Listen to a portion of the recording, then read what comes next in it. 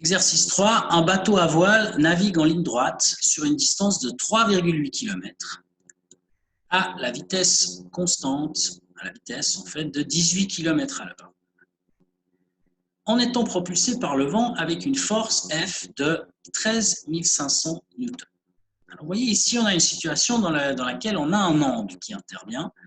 Si par exemple vous vous posiez la question auparavant, comment ça se fait qu'on ne pousse pas toujours derrière dans le sens du déplacement?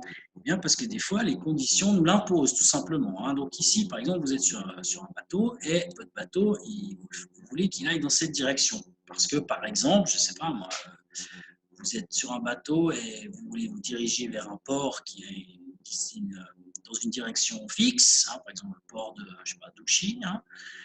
Donc vous devez aller dans cette direction-là, mais le vent, lui, vous avez aucun, vous ne contrôlez pas le vent, il pousse dans une autre direction.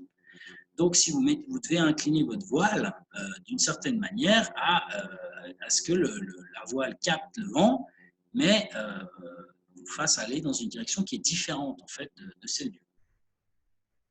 Donc ici, le vent, il va dans cette direction F qui est ici. Vous voyez, vu du dessus, la voile là, qui va capter cette force du vent. Et donc, ce qui va en réalité être exercé dans la direction du déplacement, c'est uniquement la partie qui est parallèle au déplacement. Donc, pour l'obtenir, ce que vous devez faire, c'est utiliser la composante parallèle au déplacement. Et ça, donc, on a vu comment la calculer tout à l'heure. Il s'agit d'appliquer la formule F fois cos alpha. Alors, quel est le travail de la force du vent en mégajoules si sa direction fait un angle de 20 degrés par rapport au sens de déplacement du bateau? Donc, on a diverses données. Et donc, maintenant, on va calculer ce travail. C'est ce que j'ai fait ici. Alors, premièrement, la donnée concernant la vitesse est inutile. On a vu que la vitesse, il n'y a pas besoin de vitesse pour calculer le travail. Alors, on connaît la force du vent, 13 500 newtons. Et on sait qu'elle est orientée de 20 degrés par rapport au sens du déplacement, et on sait que le déplacement il est de 3,8 km, ce qui est égal donc à 3800 mètres. On est obligé d'avoir des mètres, ça c'est obligatoire.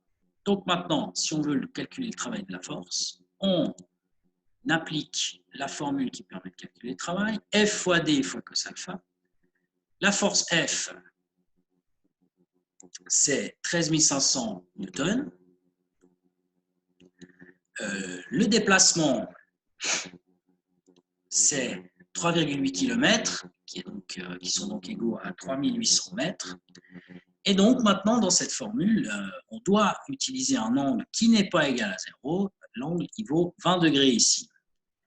Donc, cet angle de 20 degrés, on le met dans le cosinus et on fait le calcul. Alors, la réponse est la réponse qui est ici. 48 206 231 joules. La question, c'est en mégajoules, combien ça fait? Alors, mégajoules, ça veut dire fois 10 puissance 6 joules. Donc, en fait, ce nombre, il faut le diviser par 1 million, en fait. Et donc, si vous le divisez par 1 million, ça fait environ 48,21 mégajoules.